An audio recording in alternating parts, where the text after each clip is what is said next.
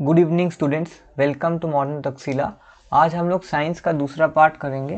पिछला तक हम लोग ने जो किया था मेजरमेंट और मोशन, ठीक है, हम लोग मेजरमेंट और मोशन नॉर्मली कर लिए थे, ये दो चैप्टर हो चुका था। आज हम लोग करेंगे लाइट और साउंड। लाइट का मतलब है रोशनी या प्रकाश और साउंड है ध्वनि। तो चलिए हम लोग चलते हैं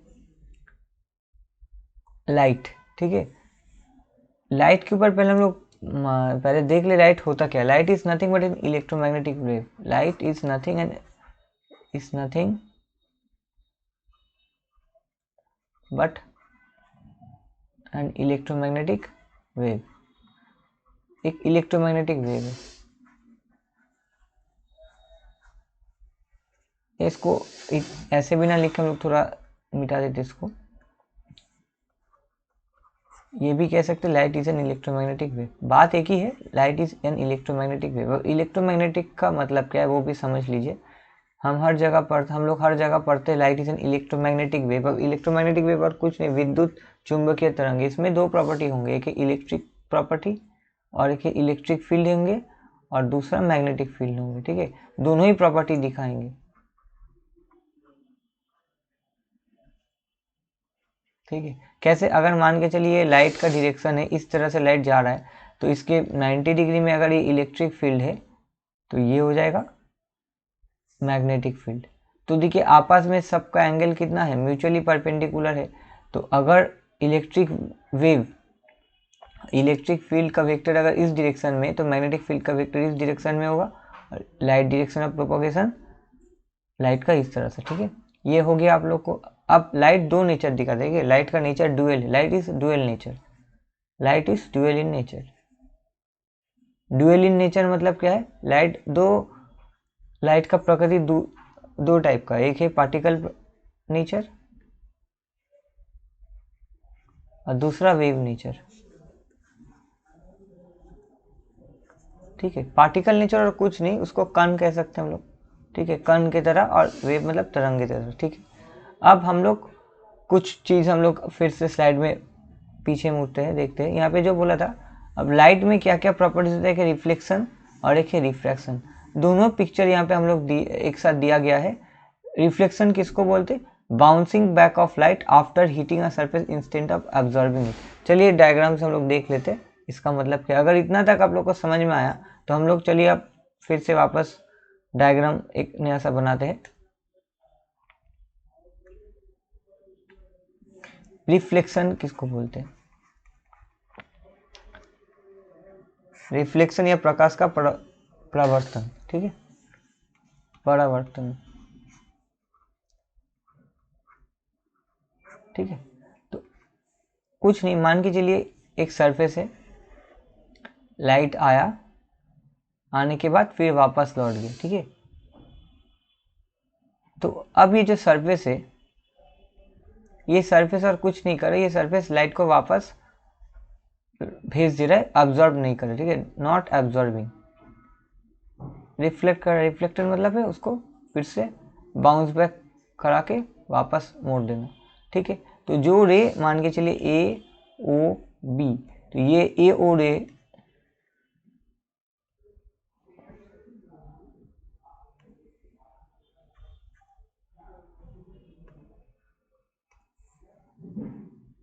इसको हम लोग कहेंगे इंसिडेंट रे। इंसिडेंट रे, जो रे लाइट का जो किरणें आके सरफेस को धक्का दे रही है उसको हम लोग इंसिडेंट रे कहेंगे, या तो आपतित रे, ठीक है,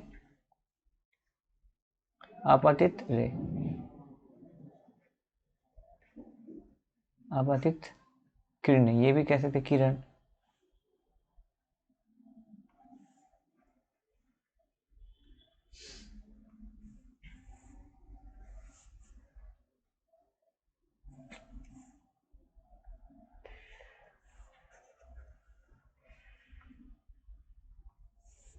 किरण,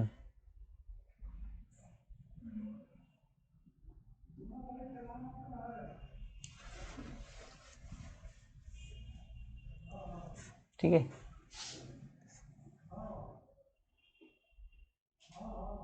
हुआ।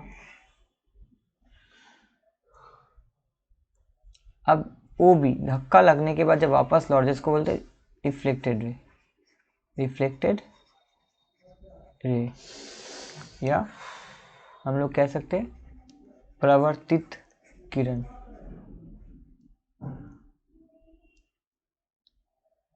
तित किरण।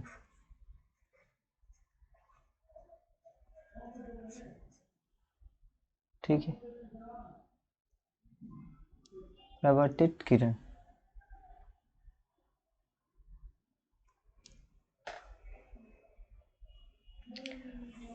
इसके बाद हम लोग आएंगे जो मिडिल से एक लाइन जा रहा है, यहाँ पे देखिए मिडिल से एक जो लाइन जा रहा है एकदम 90 डिग्री बराबर, इसको बोलते हैं normal at the point of incidence, या अभिलंब।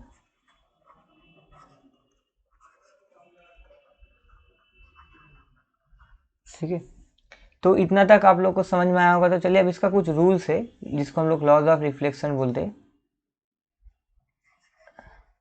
रिफ्लेक्शन लॉज या लॉज ऑफ रिफ्लेक्शन, बात एक ही है। पहला रूल ये बोलता है कि जो भी रेज है, जैसे मान के एओ, ओबी और ये जो normal at the points of incidence, ये लाइन सब एक ही प्लेन में मतलब lie in the same plane, same plane होगा। एंड दूसरा देखिए एक कोण बन रहा है, एक ये वाला angle, angle A O N, angle N O B, angle A O N और कुछ नहीं, एंगल ऑफ इंसिडेंस है, एंगल ऑफ इंसिडेंस।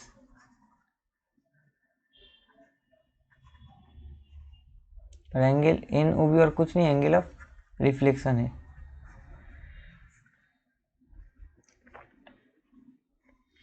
तो एक चीज देख लीजिए, दोनों एंगल क्या होगा, सेम होंगे। ठीक है, तो इसको आपातित कोण हम लोग कह सकते हैं, आपातित कोण, और इसको एंगल ऑफ रिफ्लेक्शन को हम लोग कह सकते हैं परावर्तित कोण। ठीक है, तो अब देखिए क्योंकि दोनों एंगल सेम होगा तो हम लोग कह सकते हैं angle A O N is equal to angle N O B. तो अगर मान के लिए चलिए कि अगर इसका value 30 degree incident angle of incidence, तो रिफ्लेक्टेड रे भी हो जाएगा, रिफ्लेक्टेड एंगल भी हो जाएगा 30 डिग्री। ठीक है, तो ये बहुत ही इंपॉर्टेंट है, एग्जाम पर्सपेक्टिव से यहाँ से क्वेश्चन पूछे जाते हैं। चलिए अब इसी चीज़ को हम लोग स्लाइड में देख लेते हैं जो मैंने दिया है। देखिए laws of reflection, angle of incidence is equal to angle of reflection, angle I is equal to angle R, incident ray, reflected ray, normal at the point of incidence और लाइन द सेम प्लेन। यहाँ पे एक चीज ये वाला मैंने बताया नहीं, मैं बता दे, रेगुलर रिफ्लेक्शन, इरेगुलर रिफ्लेक्शन। ठीक है,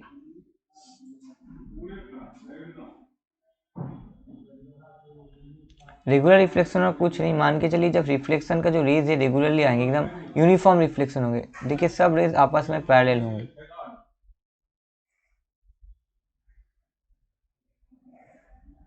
ये हो गया रेगुलर रिफ्लेक्शन,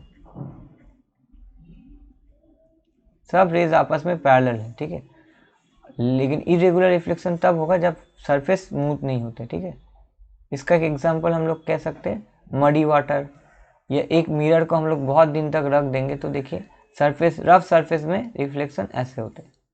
ठीक है, सरफेस जब स्मूथ नहीं होंगे, एक मिरर को अगर हम लोग बहुत दिन उसको यूज़ नहीं करेंगे, ऐसे ही रख देंगे, या उसको अच्छे से पुराना हो जाता है, सरफेस थोड़ा रफ हो जाता है, तब यहाँ पे इरेगुलर रिफ्लेक्शन होता है, रेगुलर रिफ्लेक्शन।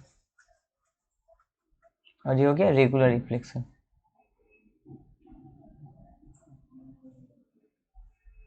रेगुलर रिफ्लेक्शन, ये सारी चीज़ मैंने ऑलरेडी समझा दिया है। फ़र्क सिर्फ इतना था, वो बंगाली लैंग्वेज में था, अब ये हिंदी लैंग्वेज में है, बाकी और कुछ इसमें नया कुछ है नहीं। तो चलिए हम लोग चलते हैं अब बाकी पार्ट में। अब रिफ्रैक्शन, रिफ्रैक्शन में आते change in the direction of light when it passes from one medium to another. जब एक मीडियम से दूसरे मीडियम में जब जा रहा है तो लाइट का जो डायरेक्शन है, रोशनी का या प्रकाश का जो डायरेक्शन है, दिशा बदल देती है वो, तो उसको बोलते हैं दिशा बदलना, चेंज इन डायरेक्शन, उसको हम लोग रिफ्रैक्शन कह सकते हैं। ठीक है, रिफ्रैक्शन को हिंदी में हम लोग बोलते हैं अपवर्तित, प्रकाश की अवर्तन, अपवर्तन। ठीक है, चलिए फिर से डायग्राम से देख लेते हैं।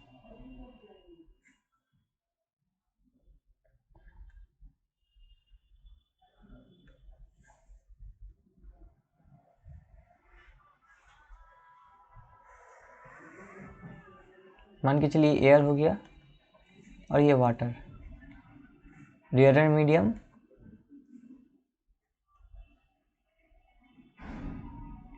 Denser medium.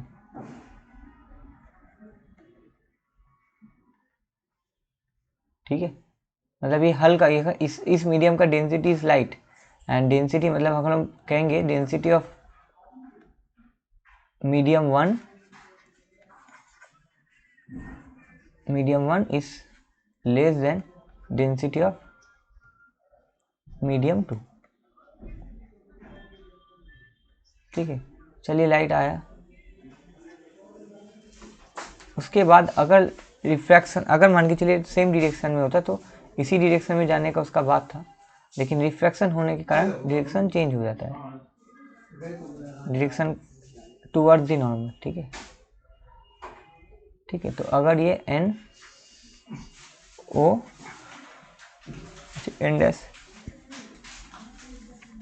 ओ बी, मैं सेम नोटेशंस यूज़ कर रहा हूँ, बी डैश, अच्छा सेम नोटेशंस यूज़ कर रहा हूँ। अगर रिफ्रैक्शन नहीं होता तो ओ बी इसका पाथ होता, ओ बी इसका पाथ होता, लेकिन रिफ्रैक्शन हो गया इसीलिए उसका पाथ हो गया ओ बी डैश, तो ये हो गया रिफ्रैक्टेड रे, रिफ्रैक्टेड रे।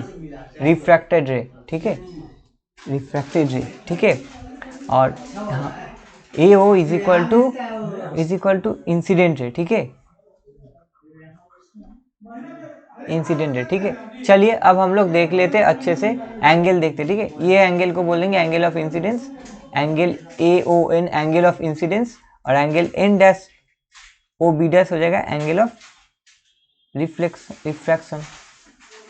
ये सब कुछ मैंने स्लाइड में समझा दिया, लेकिन सिर्फ अगर ड्राइंग कर दूंगा तो समझने में और अच्छा होगा, क्योंकि लाइट चैप्टर समझाने में ड्राइंग इंपॉर्टेंट है। हम जब लोग एंगल ऑफ इंसिडेंस, हम लोग जब छोटे थे हम लोग को भी एग्जाम में डायग्राम करना पड़ता था। चलिए अगर मान के चलिए रिफ्रैक्शन नहीं होता, रिफ्लेक्शन होता, तब क्या होता, लाइट फिर वापस लौट जाता, तो फिर ये वाला हो जाता एंगल ऑफ रिफ्रैक्शन, और ये हो गया सी, तो ए सी हो जाएगा रिफ्लेक्टेड रे। ठीक है, रिफ्लेक्टेड रे। चलिए बाकी देखते हैं। देखिए, change in the direction of light when it passes from one medium to another. ठीक है, ए ओ को बोलते हैं इंसिडेंट रे, बी ओ को बोलते हैं रिफ्रैक्टेड रे, बी ओ डैश को बोलते हैं एक्सपेक्टेड रे if the refraction didn't occur. ठीक है, मीडियम 1 और मीडियम 2 ये है। ठीक है, देख लीजिए जो डायग्राम मैंने दिया था उसी को मैंने फिर से डायग्राम को ड्रॉ कर दिया। एंगल ऑफ डेविएशन मतलब जिस एंगल से वो डेविएट हो रहा है, चेंज हो जा रहा है। ठीक है, अब लॉज ऑफ रिफ्रैक्शन और कुछ नहीं, ये जो जितने सारे रेज आपको दिख रहे हैं सारे सेम प्लेन में होंगे, और sine I by R dash, ये जो एंगल है इस एंगल का जो साइन आई होगा इस, और दूसरे जो ये एंगल है इस एंगल का जो साइन आर डैश होगा, इन दोनों का जो रेशियो वो कांस्टेंट होगा, इसको रिफ्रैक्टिव इंडेक्स बोलते हैं। सिर्फ इतना याद रखिए, काफी एग्जाम में सिर्फ पूछता है रिफ्रैक्टिव इंडेक्स का मतलब क्या। ये पेयर ऑफ मीडियम के लिए आता है, मतलब दो पेयर ऑफ मीडियम, या तो एयर लाइट हो सकता है, या तो ग्लास एयर हो सकता है, या तो एयर वाटर हो सकता है, एयर लाइट नहीं, एयर वाटर हो सकता है, या तो एयर और ग्लास हो सकता है, या तो ग्लास और वाटर हो सकता है, कुछ भी जिसमें दो मीडियम होंगे। ठीक है, अब हम लोग चलते हैं टाइप्स ऑफ, अब फिर रिफ्लेक्शन में आते हैं। रिफ्लेक्शन में देखिए मिरर दो टाइप का होता है, रिफ्रैक्शन तो हो चुका, अब उसके कुछ इफेक्ट्स अगर हम लोग रिफ्रैक्शन में देखते हैं, रिफ्रैक्शन का जो इफेक्ट्स और कुछ नहीं, जब भी पानी में अगर मान के चलिए हम लोग बाल्टी में एक रॉड रखते हैं, या जो डेप्थ हम लोग को दिखता है, लगता है कि डेप्थ इतना सा है, लेकिन असल में रियल डेप्थ उसका ज़्यादा होता है। ये डेप्थ असल में होता है, हम लोग को दिखता कौन सा डेप्थ है, इतना तक। ठीक है, डीपनेस हम लोग को पता नहीं चलता। ठीक है, देखिए इस डायग्राम से मैंने रेड कलर से दिखा दिया कि ये इतना डीप हम लोग को दिखता है, असल में डीप है कितना, असल में डेप्थ इतना है। ठीक है, तो ये इसलिए इसको एपरेंट डेप्थ भी हम लोग कह सकते हैं। आंखों का भी धोखा है बहुत हद तक, ये इसलिए होता है, आंखों का धोखा इसलिए होता है क्योंकि रिफ्रैक्शन के वजह से, रिफ्रैक्शन ऑफ लाइट के वजह से ये होता है, रिफ्रैक्शन ऑफ लाइट के वजह से ये होता है। ठीक है, और एक है ट्विंकलिंग ऑफ स्टार्स, तारों का टिमटिमाना, ये इसलिए होता है क्योंकि क्या होता है, ये अगर मान के चलिए हम लोग का अर्थ है और ये स्टार्स है बहुत दूर। ठीक है, स्टार्स बहुत दूर है, चलिए इसको अगर हम रेड कलर है, बहुत दूर है स्टार्स। ठीक है, अब यहाँ से जब लाइट आ रहा है दूर से, बाहर में क्या होता है, अर्थ के सरफेस के, अर्थ के बाहर एक एटमॉस्फेयर है, अर्थ का एटमॉस्फेयर है। जैसे ही लाइट अर्थ का एटमॉस्फेयर में इंटर होता है, हल्का थोड़ा रिफ्रैक्शन होता है। रिफ्रैक्शन की वजह से, एटमॉस्फेरिक रिफ्रैक्शन की वजह से तारों का टिमटिमाना जो होता है, वो हम लोग इसके लिए हम लोग को दिखता है कि तारों टिमटिमा रहा है, लेकिन वो टिंकलिंग इसलिए होता है क्योंकि रिफ्रैक्शन हो रहा है। ठीक है, अब हम लोग रिफ्रैक्शन के ऊपर जो भी बात करना था खत्म, बचा है क्या, रिफ्लेक्शन। रिफ्लेक्शन का आधा बात बोल दिया, दो बात बाकी है, वो है मिरर, दर्पण, जिससे जो रिफ्लेक्टिंग सरफेस है। अब रिफ्लेक्शन जो है वो ऑब्वियसली रिफ्लेक्शन कहाँ होगा, रिफ्लेक्टिंग सरफेस चाहिए। रिफ्लेक्शन होने के लिए ऑब्वियसली हम लोग को एक रिफ्लेक्टिंग सरफेस, जो ऐसा सरफेस जो लाइट को फिर से वापस भेज देता है, एब्जॉर्ब नहीं करता है। तो मिरर दो टाइप का होता है कि प्लेन मिरर और है स्फेरिकल मिरर। प्लेन मिरर मतलब समतल मिरर, और स्फेरिकल मतलब गोलीय मिरर, गोलीय दर्पण। ठीक है, गोलीय दर्पण, और प्लेन मिरर मतलब समतल दर्पण। अब स्फेरिकल मिरर में भी दो टाइप का होता है, कॉनकेव और कॉन्वेक्स। कॉनकेव और कुछ नहीं, अवतल दर्पण, और कॉन्वेक्स है उत्तल दर्पण। ठीक है, इसके बाद हम लोग चलते हैं पोजीशन ऑफ ऑब्जेक्ट, कि कहाँ कहाँ, ये एग्जाम में जस्ट आपको पूछेगा कि अगर मैं कॉनकेव मिरर यूज़ करूँ, ये जनरली कॉनकेव मिरर के लिए यूज़ किया जाता है। कॉनकेव मिरर के लिए यूज़ किया जाता है कि अगर मान के चलिए ये मिरर है, ठीक है,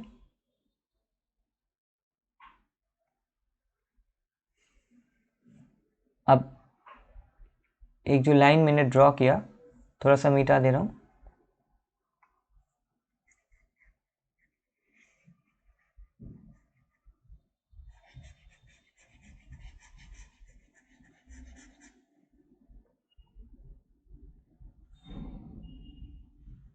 ठीक है, अब देखिए ऑब्वियसली ये जो मिरर है, कॉनकेव मिरर बोलिए, ये जो मैंने कॉनकेव मिरर ड्रॉ किया, एक कोई सर्कल का पार्ट होगा, सॉरी कोई स्फेयर का पार्ट होगा।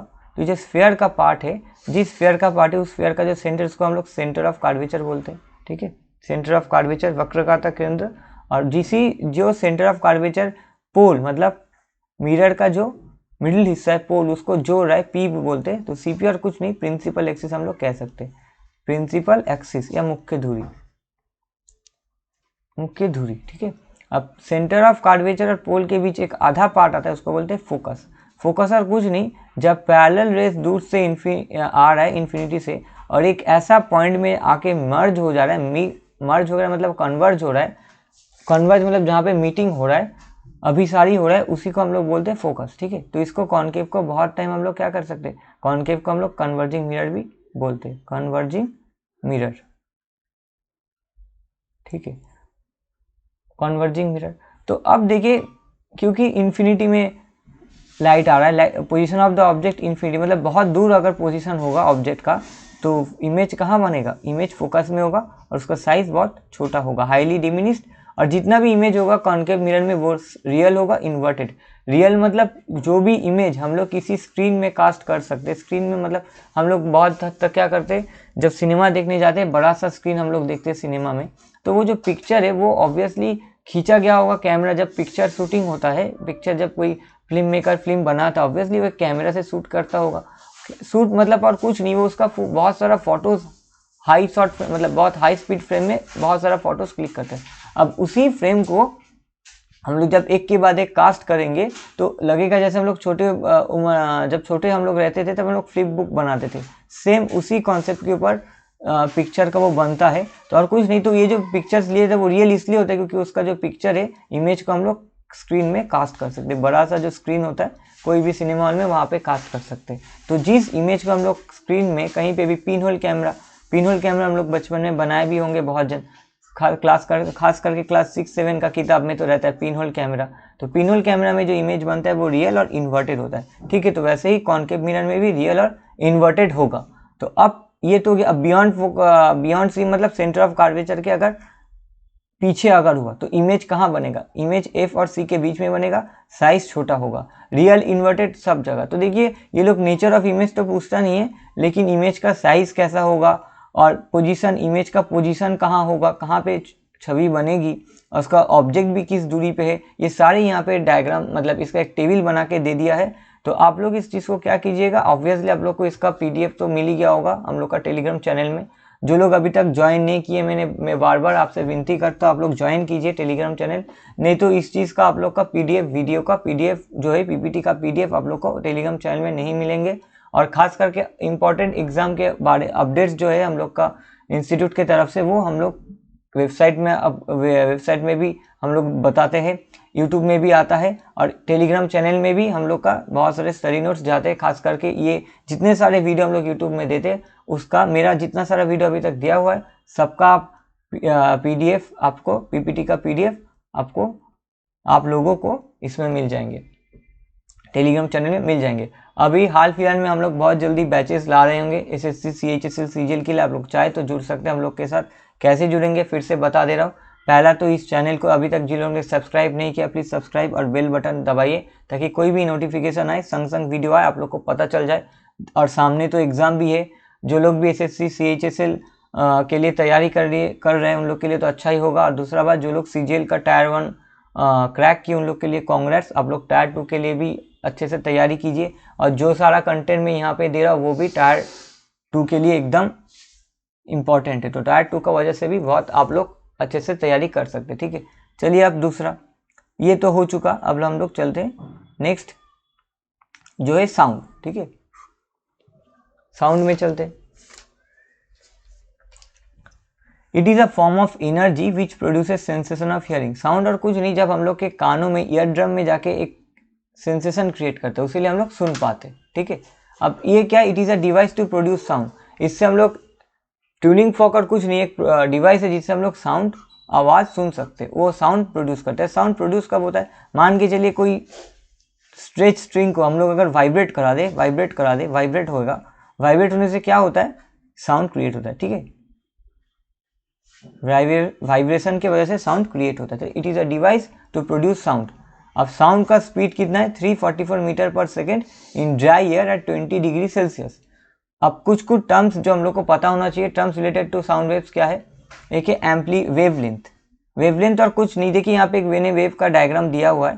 तो ये जो पूरा देखिए ए से ई का दूरी तक, ए से ई का दूरी लीजिए या तो सी से जी का दूरी लीजिए, मैं ए से ई तक दूरी ले रहा हूँ, इसको बोलते हैं वेवलेंथ, मतलब तरंग का लेंथ। ठीक है, लंबाई, तरंग का लंबाई। ठीक है, एम्पलीट्यूड और कुछ नहीं, it can be defined as a maximum displacement of wave on either side of the mean position. मतलब देखिए यहाँ पे जो मैं अब कलर चेंज कर ले रहा हूँ, देखिए जो डिस्प्लेसमेंट हो रहा है मीन पोजीशन से, क्योंकि वाइब्रेशन होगा तो ऑब्वियसली पोजीशन तो डिस्प्लेस, वाइब्रेशन के समय पार्टिकल का पोजीशन डिस्प्लेस होगा ही, ऑब्वियसली एक वेव फॉर्म हो रहा है। ठीक है, तो इसी को बोलते हैं एम्पलीट्यूड, जो मैक्सिमम डिस्प्लेसमेंट। अब लास्ट है टाइम पीरियड, लास्ट नहीं सेकेंड लास्ट है time period, the time taken by the wave to complete one oscillation. एक पूरा ये जो ऑसिलेशन है, पूरा जो वेव कंप्लीट करने में जो समय लग रहा है उसको बोलते हैं टाइम पीरियड। ठीक है, एक पूरा वेव कंप्लीट करने में जितना समय लगता है उसको टी बोलते हैं। और फ्रीक्वेंसी और कुछ नहीं, एक सेकेंड में कितना वेव्स बन रहा है ऐसे एक सेकेंड में, उसको बोलते हैं फ्रीक्वेंसी। फ्रीक्वेंसी टाइम पीरियड का इन्वर्सली प्रोपोर्शनल है, तो हम लोग कह सकते हैं F = 1/T। ठीक है, अब कैरेक्टरिस्टिक्स ऑफ साउंड हम लोग नेक्स्ट दिन इसको कंप्लीट करेंगे, साउंड, इलेक्ट्रिसिटी और बाकी जो चैप्टर्स है हम लोग नेक्स्ट वीडियो में बाकी पार्ट पूरा कंप्लीट कर देंगे। आप लोग फिलहाल इस वीडियो को अच्छे से देखिए। ये सारी चीज़ मैंने ऑलरेडी बंगाली में समझा दिया है, लेकिन कुछ स्टूडेंट्स जो हिंदी मीडियम से बिलोंग करती है, जो बंगाली नहीं समझ पाते, उन लोग के लिए हम लोग का कोशिश रहता है कि लैंग्वेज कभी भी बाधा ना बने पढ़ाई के माध्यम में। तो हम लोग क्या कोशिश करते हैं, जितना हम लोग से हो सकता हम लोग करते हैं। और आप लोग से एक विनती है, इसको शेयर कीजिए, हम लोग के साथ जुड़िए रखिए, और जितना जल्दी हो सके हम लोग को ऑफलाइन बैचेस ज्वाइन कीजिए, क्योंकि हम लोग के कई सारे स्टूडेंट ऑलरेडी प्रीलिम्स क्वालिफाई कर चुके हैं, बहुत जल्दी वो लोग मेंस भी क्वालिफाई करेंगे। तो जुड़िएगा तो और अच्छे से आप लोग का तैयारी होगा। और तब तक thank you for watching, best of luck for upcoming exams.